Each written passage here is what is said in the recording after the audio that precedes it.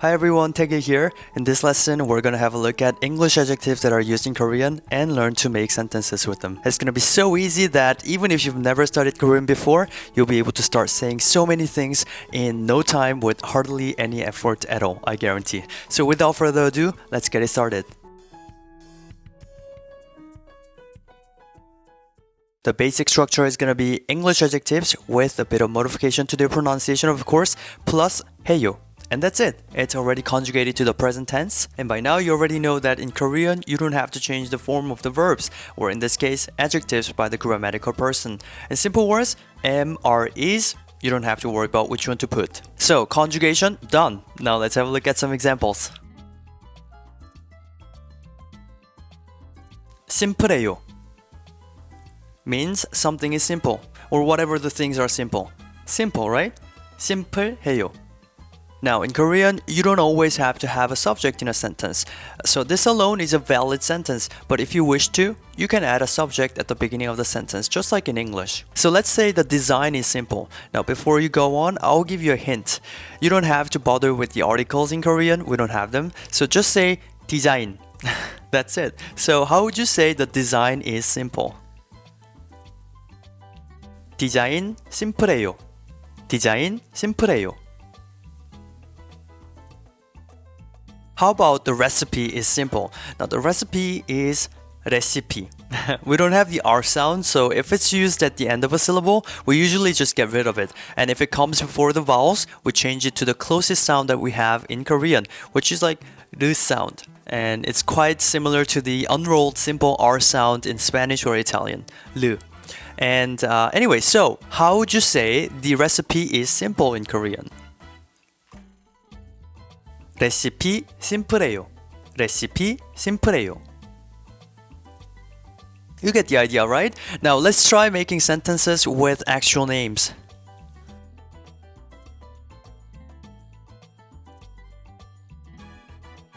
First, we're gonna start off with some adjectives that describe physical appearances of people. So here comes the first example. 알렉스 슬림해요. Obviously, this means Alex is slim, and of course, you can change the name to anyone you want to describe. For example, if you want to say Drew is slim instead, you can say 드루 슬림해요. 드루 슬림해요. A similar expression is slender해요. It comes from the word slender. slender해요. Next, 대런 handsome해요. Darren is handsome. 대런 handsome해요. Pretty straightforward, right? So now it's your turn. Try saying Tony is cute. Tony is cute in Korean would be 토니 큐트해요. 토니 큐트해요. And of course, this cute can be used with objects as well. So you can say the ribbon is cute. 리본 큐트해요. 리본 큐트해요. The sweater is cute. 스웨터 큐트해요. 스웨터 큐트해요. Once again, with the design is cute. 디자인 큐트해요. 디자인 큐트해요. Now, you may be wondering how to say someone is sexy. Well, by now, you already know how to say it. It's the same structure, the same pattern, but I'll give you some more explanations in the next video. What? So, instead, we're gonna have a look at another adjective, glamorous. Now the meaning of glamorous may be slightly different here because apart from the usual meaning of being fascinating, colorful, thrilling and all that, it is also used to describe mostly women who have curvy bodies in an attractive way. So sexy is used with both men and women. Glamorous is mostly, if not almost always, used with women. So how would you say, for example, Taylor is glamorous? Taylor is glamorous is 테일러 글래머러스해요. 테일러 글래머러스해요. And often they also just shorten it to glamour and still use it as an adjective. So glamour해요. glamour해요. Now let's change the subject to the first person subjective pronoun I. We learned that I in Korean is very similar to the French equivalent je, right? In Korean it was 저. So let's have a look at some examples using 저. 저 shy해요. It means I am shy. 저 shy해요. In my opinion, the word shy is kind of a fancy word. So when you say someone is shy해요, it has a bit of a charming and cool connotation. Next, 저 리버럴해요. This means I am liberal, like you believe and promote liberalism. 저 리버럴해요. Now try yourself saying I am sentimental. You get easily sad or touched by something. I am sentimental is 저 sentimental해요. 저 sentimental해요.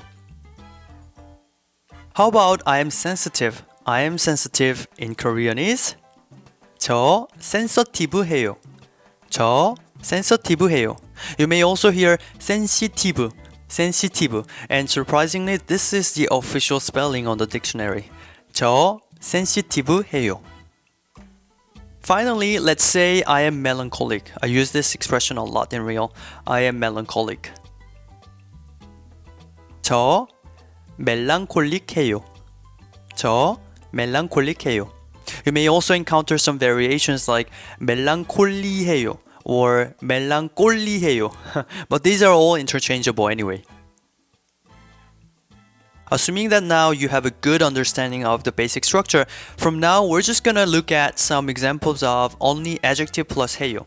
Okay, but feel free to add subjects on your own. 프로페셔널해요.